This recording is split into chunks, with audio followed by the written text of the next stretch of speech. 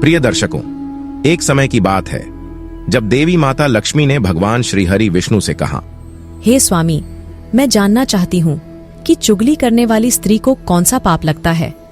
किसी की निंदा करना या बिना कारण किसी का अपमान करना पाप होता है या पुण्य? हे प्रभु, क्या किसी मनुष्य का असत्य बोलने से धर्म का पालन हो सकता है? मित्रों, मुस्कुराते हुए भगवान श्रीहरि विष्णु कहते हैं, हे देवी लक्ष्मी, आज आपने अत्यंत महत्वपूर्ण प्रश्न किए हैं जिसमें समस्त मानव जाति का कल्याण छिपा है। आज मैं आपको इसी विषय में आपको एक कथा सुनाता हूं जिसे सुनने मात्र से मनुष्य को निंदा जैसे महापाप से मुक्ति मिल सकती है। हे लक्ष्मी, आप इस कथा को ध्यान से पूरा सुनिए और मनुष्यों के कल्याण हेतु इसका प्रसार अवश्य करें। तब माता लक्ष्मी कहती है, हे प्रभु, मैं इस परम ज्ञान की कथा का श्रवण ध्यान पूर्वक करूंगी तथा इसका प्रसार भी करूंगी। जो भी स्त्री पुरुष इस कथा को पूरा सुनेगा, उन पर मेरी कृपा दृष्टि सदैव बनी रहेगी। आप इस पवित्र पावन कथा को कहें। मित्रों, भगवान श्रीहरि विष्णु कहते हैं, हे देवी लक्ष्मी, तो ध्यान से सुनो। प्रयाग नगरी के राजा विश्वरथ थे। उनका राज्य सुशोभित, धनवान तथा सभी प्रकार की सुख सुविधाओं से परिपूर्ण था। राजा विश्वरथ आए हर दिन अपने दरबार में अन्न, धान्य, वस्त्र और सुवर्ण मुद्राएं अपने प्रजाजनों को तथा योग्य ब्राह्मणों को दान करके उनका आदर सत्कार करते थे। उन्होंने अपने पूरे जीवन काल में बहुत ज्यादा पुण्य कर्म किए थे, जिसकी प्रशंसा तीनों लोकों में होने लगी थी। स्वयं देवराज इंद्र भी उनके पुण्य कर्मों के चलते उनसे ईर्ष्या का भाव रखते थे। वे राजा मेरे प्रिय भक्त थे। राजा प्रतिवर्ष भागवत सप्ताह की कथा का भी आयोजन करते थे, जिस कारण से सभी श्रवणकर्ता और साधु संत मुनि ऋषि उन्हें शुभ आशीर्वाद देते थे। मित्रों, भगवान श्रीहरि विष्णु कहते हैं, हे देवी लक्ष्मी, फिर एक दिन की बात है जब राजन अपने कक्ष में बैठे हुए कुछ सोच रहे थे। उसी समय वे अपनी रानी से कहते हैं, महारानी, बहुत समय से हमारा मन कह रहा है कि हम अपने राज्य में बड़े बड़े पंडितों और विद्वानों को आमंत्रित करें और अन्नदान करें। तब महारानी कहती है, महाराज, यह तो आपने बहुत ही उत्तम विचार किया है। आप इस शुभ और पुण्य के कार्य को अति शीघ्रता से पूर्ण करवाने की योजना बनाइए। राजा ने ठीक है महारानी से कहते हुए अपने एक महामंत्री को बुलाया और कहा, मंत्री जी, हमें विशेष रूप से ऋषियों मुनियों के लिए अन्नदान का आयोजन करना है। आप तुरंत ही अपने सबसे खास रसोइयों को कहकर सभी प्रकार के पकवानों और स्वादिष्ट व्यंजन बनाने की तैयारी करो। तब राजा और महामंत्री की आज्ञा पाकर रसोइयों ने खुले आसमान में भोजन का प्रबंध किया और महामंत्री से कहा, महामंत्री जी, बहुत सारे प्रकार के व्यंजनों को बनाने के लिए रसोई घर में पर्याप्त जगह नहीं है, इसलिए यहाँ खुले आसमान के नीचे ही भोजन बनाना उचित रहेगा। रसोई की बात को मानकर महामंत्री ने कहा, ठीक है, आपको जो ठीक लगे वैसा ही करो, किंतु ध्यान रखें, भोजन अत्यंत स्वादिष्ट होना चाहिए, क्योंकि महाराज ने विशेष ऋषि मुनियों को आमंत्रित किया है और किसी भी प्रकार की कोई कमी नहीं होनी चाहिए। मित्रों, राजन भी स्वयं रसोई का व्यवस्थापन देखकर और भोजन की विशेष सुगंध महसूस करने से अत्यंत प्रसन्न हो गए। जब महामंत्री ने राजा से कहा, महाराज, दरबार में सभी विशेष विद्वानों, अतिथियों के लिए भोजन का प्रबंध हो चुका है। तब राजन कहते हैं, महान पंडित ऋषि भोजन के लिए आ रहे हैं। महामंत्री जी, भोजन तथा उनकी सेवा में किसी भी प्रकार की कोई कमी नहीं होनी चाहिए, अतः उनके स्वागत के लिए पूरे राज्य को सुशोभित कर दिया जाए। वहीं दूसरी ओर जबकि रसोई में खीर पकाई जा रही थी, उसी समय आसमान में एक चील विषैले सांप को अपने पैरों के पंजे में दबोच कर लेकर कहीं जा रही थी। किंतु जब वह चील उसी रसोई के ऊपर से गुजर रही थी, तब उस विषैले सांप के मुख से कुछ जहर की बूंदें खिड़ में संजोगवश गिर गई, जिसका किसी भी व्यक्ति को आभास न था। वहीं विषैली खीर कुछ ही समय के बाद पककर तैयार हो गई। फिर जब उसी दिन राजा के आमंत्रण का सम्मान करते हुए आसपास के राज्यों के सभी ऋषि भोजन के लिए राज दरबार में आए, तब स्वयं राजा ने उनका स्वागत किया, उनके पैर धोए और उचित आसन देकर उन्हें भोजन कराने हेतु बैठाया। अपने कुछ लोगों के तथा स्वयं के हाथों से राजा ने भोजन ऋषियों को परोसा। सभी लोग आनंद विभोर होकर भोजन का स्वाद ले रहे थे, किंतु कुछ ही समय के पश्चात सभी पंडितों को अचानक से चक्कर आने लगे और वे सभी जगह पर ही भोजन करते समय ही ढेर हो गए। देखते ही देखते वे मृत्यु को प्राप्त हुए। महाराज के सामने ही सभी लोगों ने अपने प्राणों को त्याग दिया। इस शुभ अवसर पर ऐसा विघ्न देख राजा को गहरा सदमा लगा। उन्होंने तुरंत ही अपने सेवकों से कहकर वह सारा भोजन फिकवाया और अपने महल में ब्राह्मणों की अकाल मृत्यु को जानकर राजन सोचने लगे कि अब मुझे घोर ब्रह्म हत्या का पाप लगेगा, जिससे जन्म जन्मांतर तक मुक्ति नहीं मिल सकती। ऐसा सोचते हुए राजा अपने राज्य का त्याग करके एक वन में तपस्या करने हेतु चले गए। मित्रों, भगवान श्री हरि विष्णु कहते हैं, हे देवी लक्ष्मी, जब वे सभी ऋषि मुनियों की आत्मा जब धर्मराज के दरबार में जा पहुंची, तब उन सभी को धर्मराज ने अपने अपने कर्मों के अनुसार अलग अलग लोकों में भेज दिया और कुछ ने अलग अलग योनियों में जन्म लिया। अपितु चित्रगुप्त को यह प्रश्न पड़ गया कि इनकी अकाल मृत्यु का पाप किसे मिलना चाहिए और इस महाभयानक ब्रह्मा हत्या का पाप किसे भुगतना पड़ेगा।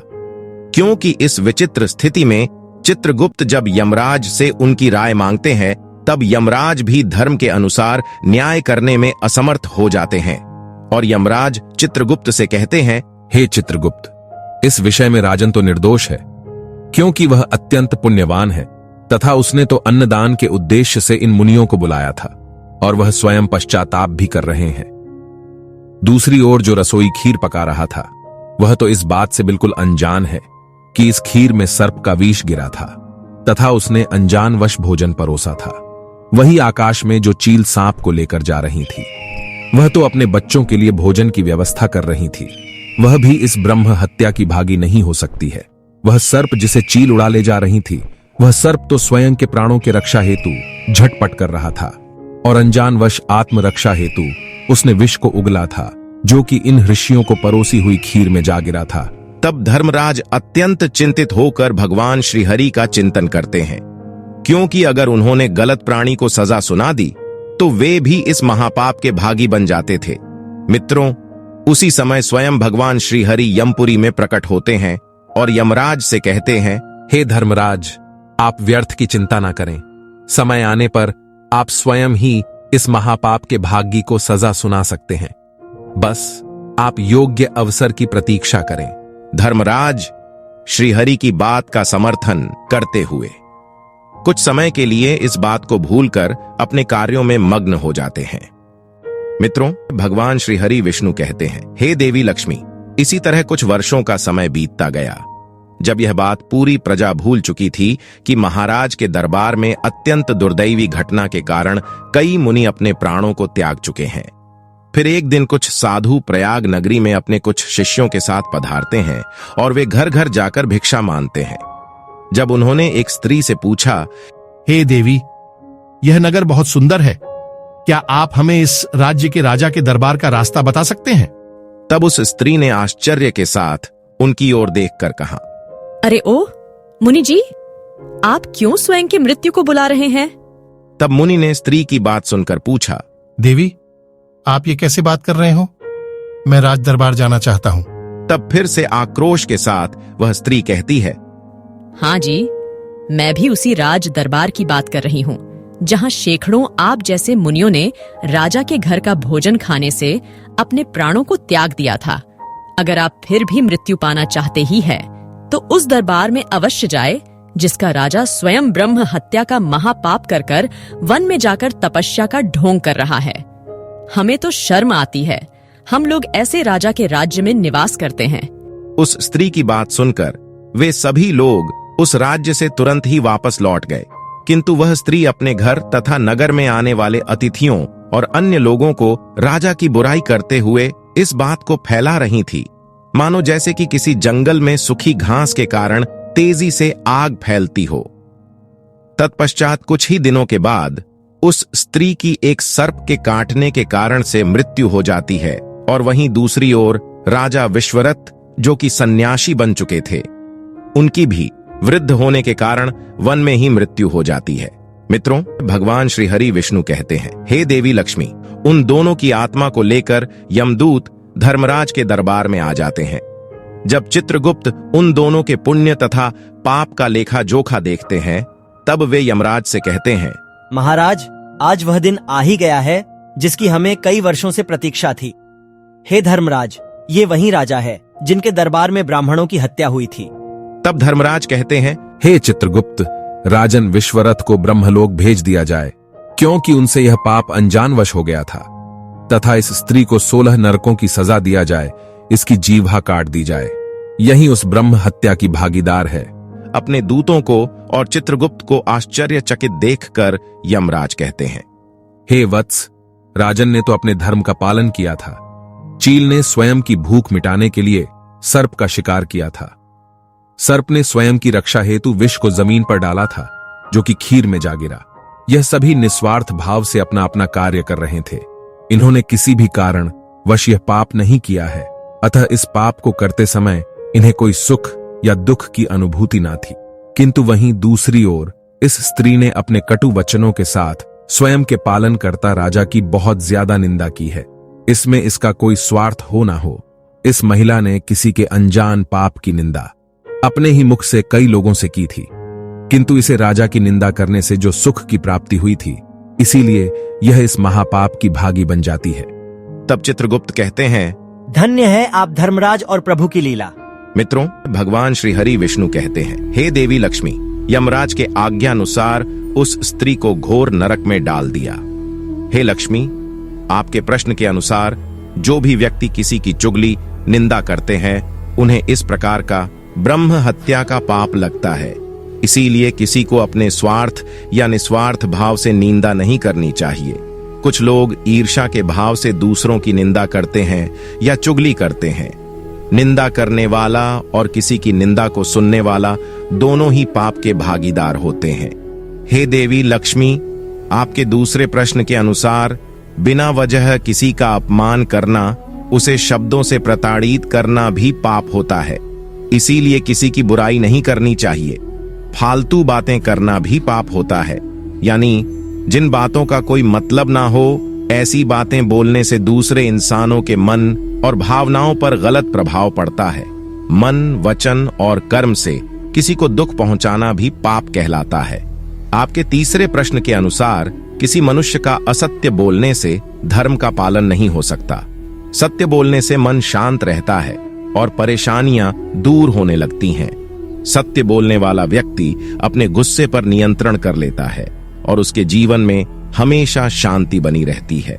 सत्यता ही एक ऐसी चीज है जिससे इस दुनिया में इंसान अपने कामों में सफलता पा सकता है। झूठ बोलने की आदत न सिर्फ नैतिक तौर पर पतन करती है, बल्कि मानसिक और शारीरिक सेहत के लिए भी नुकसानदायक हो सकती है। झूठ बोलने से गला खराब होने या सिर दर्द जैसी शारीरिक समस्याएं भी हो सकती हैं। आप तो जानती ही हैं कि अर्ध असत्य बोलने के कारण ही धर्मराज युधिष्ठिर को नरक से गुजरना पड़ा था। तब माता लक्ष्मी कहती है, धन्य है प्रभु आप और आपकी लीलाएं। आपने मेरे मन की सभी आशंकाओं को दूर किया है। तो मित्रों, आशा करते हैं आपको यह कथा अवश्य ही अच्छी लगी होगी। वीडियो को लाइक करें, चैनल को सब्सक्राइब करें, साथ ही कमेंट में जय मां लक्ष्मी नारायण लिखें। आप सभी का धन्यवाद।